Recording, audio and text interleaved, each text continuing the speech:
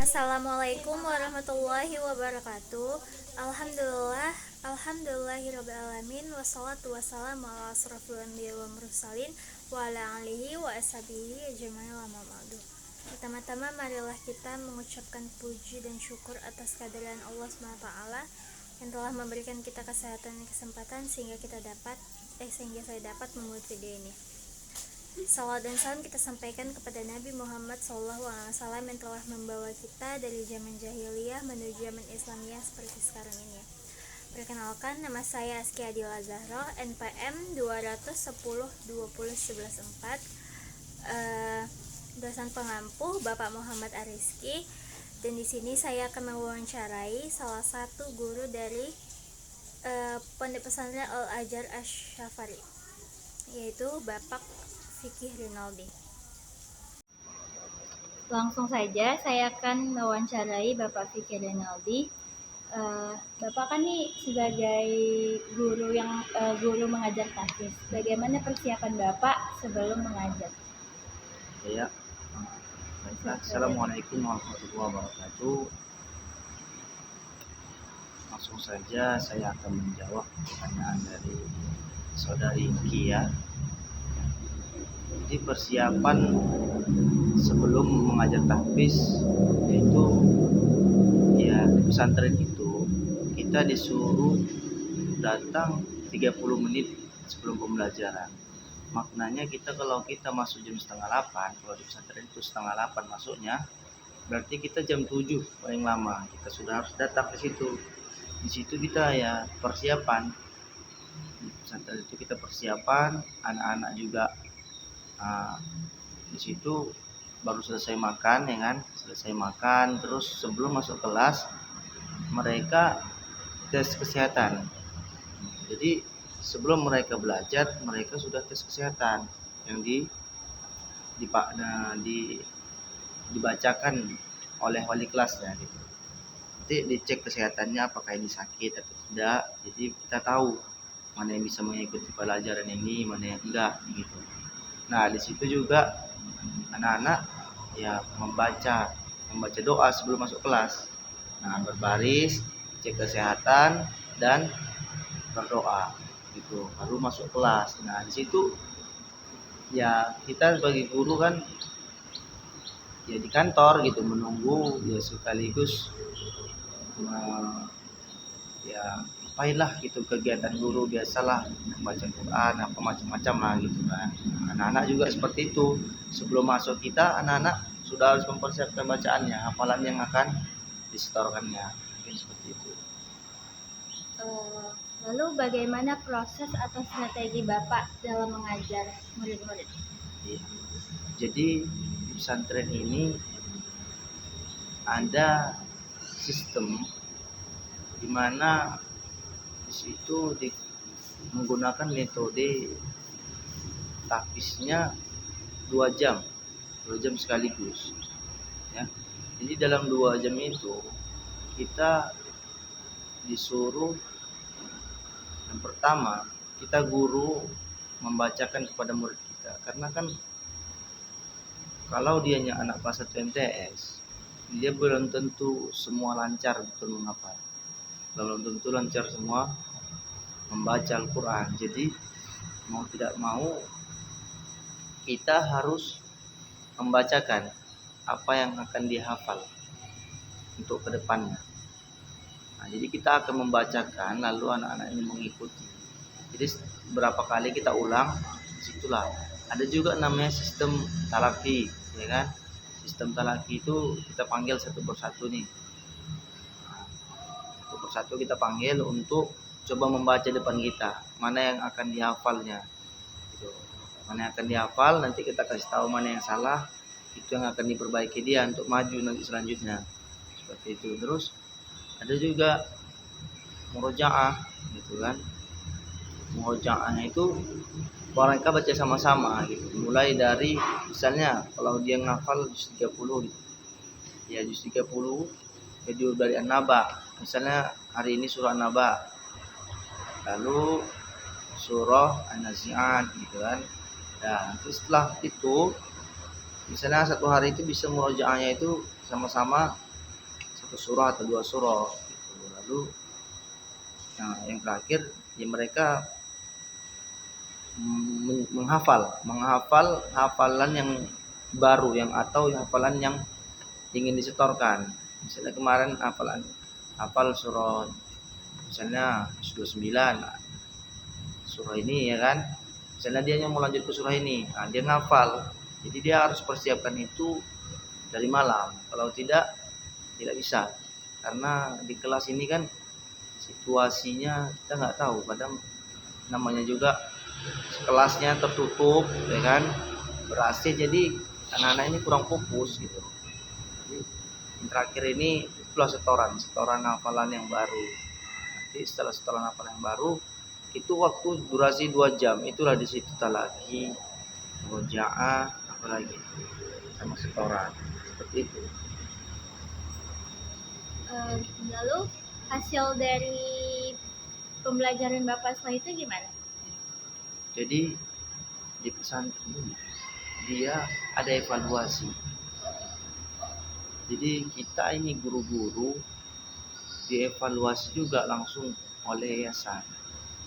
Contoh, kita memiliki target satu semester itu bisa, misalnya kayak ini kan dia pesantren bukan pesantren khusus tahfiz gitu kan, dia boarding yang anak-anaknya ditekankan lebih ke umum sama bahasa gitu, bukan tahfiz. Jadi kalau hasilnya, kalau saya tahu hasil kalau dia yang pesantren boarding untuk disuruh menghafal itu dengan program-program yang tadi dari sekolah itu kurang maksimal, karena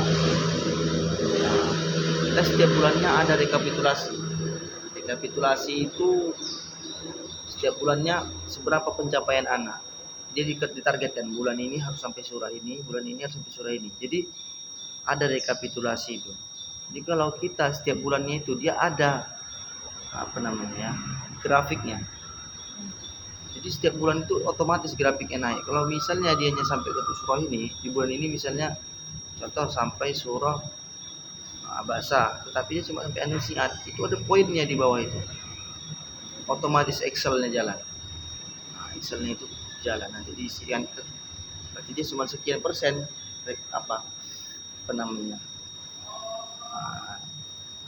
penilaian kelas itu, sekian persen presentasi kelas itu. Keberhasilannya untuk mencapai target. Nah, itu keberhasilan untuk mencapai target itu ada tiap bulan. Jadi ada nampak presentasinya. Nanti kalau misalnya di akhir semester itu nampak itu berapa presentasi kita. Misalnya anak-anak kita rata-rata disuruh tengah-tengah juz, ya kan? Berarti presentasi kita masih di atas masih di 50-an, berarti 50% itu kalau untuk administrasi bagus ini.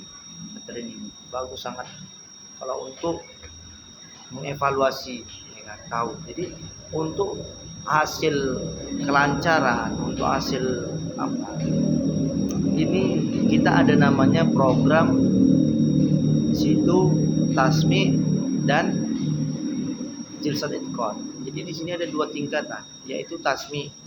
Tasmi itu dia dites oleh penguji. Kita juga guru-gurunya akan menguji kan.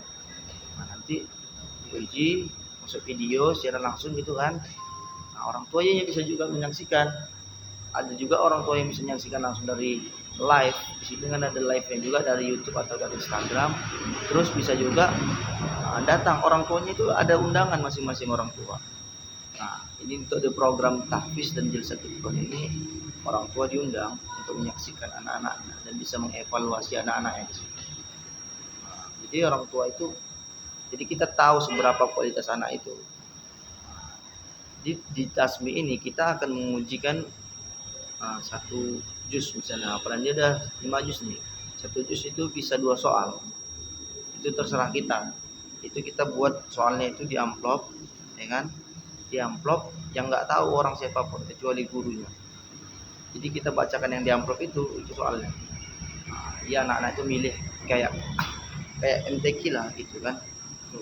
Tingkatan yang kedua, yang tingkatan yang lebih tinggi daripada itu yaitu tingkatan ada namanya Jilsat Itkon. Jilsat Itkon ini tingkatan di mana mereka membacakan satu juz full. Misalnya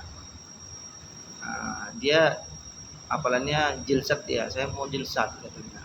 Jadi setiap anak-anak ini berbeda. Dia kalau dia kelas 1 MTS, kalau dia masih semester 1 dia 1 juz. Kalau dia udah semester 2 dia 2 juz. Seperti itu. Kalau dia ada kelas 3 dia 6 juz. Jadi 6 tahfiz, tasmi 6 juz, jilsat 6 juz kalau dia udah mau tamat syarat kelulusannya. Jadi jilsat ini yang paling bagus sih, program ini bagus karena kita kan langsung pengujinya itu kan bekerja sama pesantren ini oleh Al Azhar Kairo dari Mesir sana. Itu jadi langsung dia yang mengujinya gitu. Di jilsat ini kan baca 1 juz full. Jadi kalau dia macet-macet itu dinyatakan tidak lulus, berarti hafalan dia kurang baik. Jadi jilsat ini anak-anak kita tahulah kualitas hafalan dia luar biasa. Kalau dianya yang bisa menyelesaikan itu hebat. Nah 1 juz misalnya dia, kalau misalnya dia 2 juz hafalannya, ya udah 1 juz nanti ada namanya disetorkan, misalnya juz 30 nih, juz 30 dianya setorkan dulu sama ustadz yang ini, dengan nanti juz yang ke-29 dia langsung sama syekhnya. Itu dua juz itu dia nggak boleh melihat Quran, nggak boleh ada yang salah gitu. Kalaupun salah perbaikan nanti dicatat, mana yang mau diperbaiki itu nanti dikasih buku kayak Al-Quran dicatat gitu kan, catat ini yang salah itu harus diperbaiki. Jadi ya disitulah evaluasinya. Jadi kita tahu siapa anak-anak yang lancar dari proses ini, hasilnya siapa yang lancar, siapa yang tidak lancar. Nah kalau dari pembelajaran ini ya kita mengikuti program sekolah, ya kan. Pastinya ini saya juga kan pernah belajar di pendidikan tahfiz juga. Jadi ini jam-jam seperti ini kurang efektif. Jadi ya presentasi untuk yang contoh dalam satu kelas itu ada 25 gitu kan. Paling itu yang bisa jilsat itu dalam satu kelas hanya 4-5 orang, tidak bisa lebih. Kenapa? Karena kurangnya aktivitas apa? Nah itulah efektifnya itu kurang. Jadi harus ada cara-cara lain. Terus apakah itu saja? Kalau solusinya kan, kalau solusi saya juga udah ajukan ke yayasan untuk efektifnya itu anak-anak ketika menghafal 2 jam dalam satu kelas yang ber-AC dan dianya tertutup, itu tidak akan fokus. Apalagi punya kawan yang dalam satu kawan di kelas itu bising. Ada aja 1-2 orang yang bising, itu akan terganggu. Udah, itu. Kedua, terus tidak ada persiapan di asrama. Anak-anak ini asrama nggak ada persiapannya. Bagaimana sampai datang ke kelas, macam mana mau lancar? Mereka mencari hafalannya di kelas. Mereka tidak mempersiapkan hafalan itu dari asrama. Harusnya orang itu mempersiapkan hafalannya dari malam, dibaca, dihafal. Jadi begitu sampai di kelas, mereka setor, mereka murojaah. Ini tidak, mereka di asrama kurang diperhatikan dalam menghafal. Jadi karena dia mungkin yaitu sekolah boarding sih kan, bukan memang khusus tahfiz, jadi wajar sih gitu. Tapi udah saya ajukan. Nah jadi pendapat sekolah ya dibuat sistem karena rame gitu kan, waktu 2 jam. Jadi nanti untuk kedepannya, untuk di ajaran semester ini akan datang, itu akan dibuat dalam satu kelas itu 2 guru, jadi lebih kondusif. Itulah yang dapat dilakukan sekolah. Jadi tidak memisahkan les, misalnya dia 2 jam sekaligus. Maksud saya itu dia harus dipisah 1 jam istirahat bentar atau 15 menit ya kan. baru lanjut lagi anak-anak. Jadi 15 menit itu anak-anak bisa main atau cerita-cerita, udah puas baru masuk lagi. Jadi otaknya pun fresh, gitu. Enggak monoton terus menghafal. Gitu. Baik, terima kasih kepada Bapak Fikri Rinaldi. Sekian dari saya, mungkin itu saja yang bisa saya berikan. Lebih dan kurang saya mohon maaf. Nun wal kalami wa ma yasturun fastabiqul khairat. Assalamualaikum warahmatullahi wabarakatuh.